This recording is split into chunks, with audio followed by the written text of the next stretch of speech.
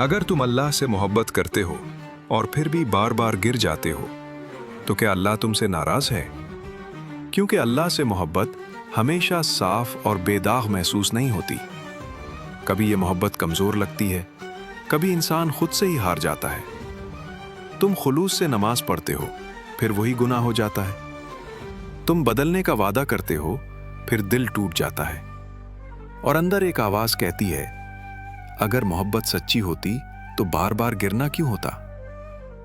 एक शख्स ने यही सवाल नबी करीम मोहम्मद मुस्तफ़ा सल्लल्लाहु अलैहि वसल्लम से किया। वो अल्लाह की रहमत पर शक नहीं कर रहा था, वो अपने आप पर शक कर रहा था। तब नबी करीम सल्लल्लाहु अलैहि वसल्लम ने फरमाया, अल्लाह ताला अपने बंदे की तौबा पर उस शख्स से भी ज्यादा खुश होता है जो सहरा में अपना खोया हुआ ऊंट पाले। ये समझ लो, अल्लाह को मायूस करना ये दलील नहीं कि तुम उससे मोहब्बत नहीं करते। ये इस बात की दलील है कि तुम इंसान हो।